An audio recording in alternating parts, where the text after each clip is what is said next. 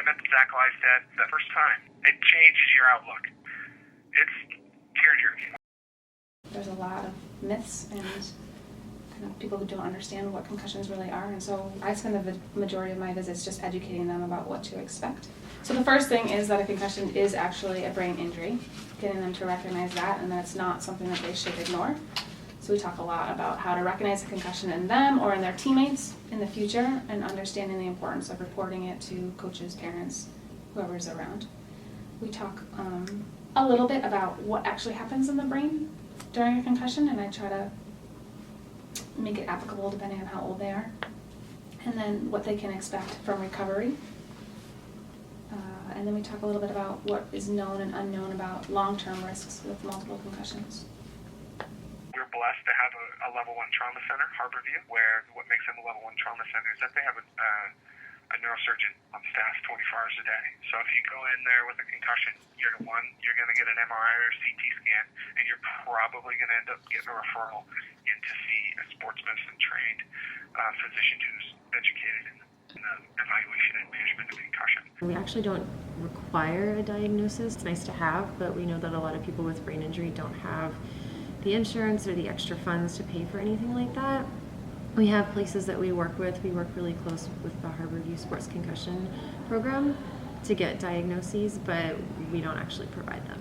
The Seattle Sports Concussion Program, though, is kind of a joint concussion program between Harborview and Seattle Children's. After the Lystad Law, one of the worries was that it was going to require kids to see a physician, and what if those kids didn't have insurance, then what happens?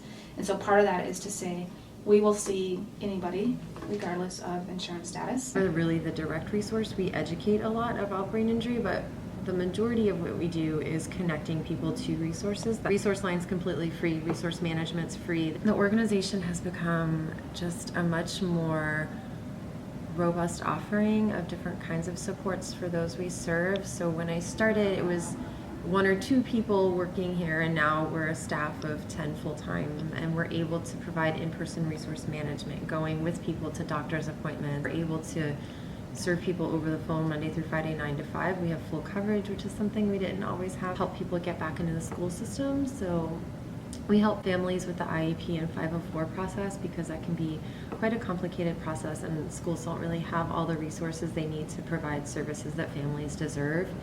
So we do a lot of negotiating, working with schools to help them understand the brain injury, working with families to help them understand their rights and what their children are entitled to, and helping them get the supports they need so that their kids can successfully go back to school. Families are going through this. It could be a nonstop second job, just trying to find the resources they need. Brain injury is called the silent epidemic because it's hidden, so you can see broken bones and scrapes and bruises, but you can't really see brain injury, and a lot of people don't talk about it. For one reason or another, there's a lot of stigma attached to disability in general, and brain injury is no exception. So our goal is to really raise awareness and to kind of show people how normal it is, really.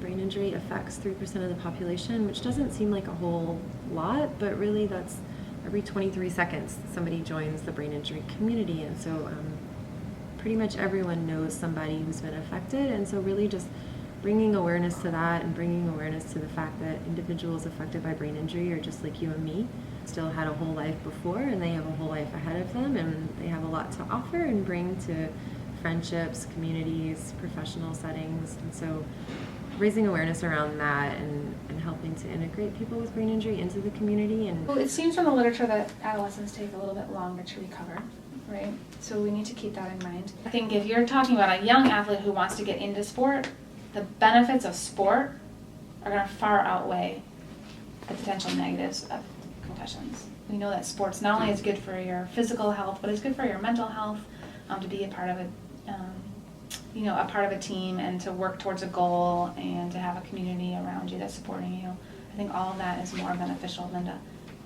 make a decision to hold a kid out from sports just because you're afraid of what's going to happen.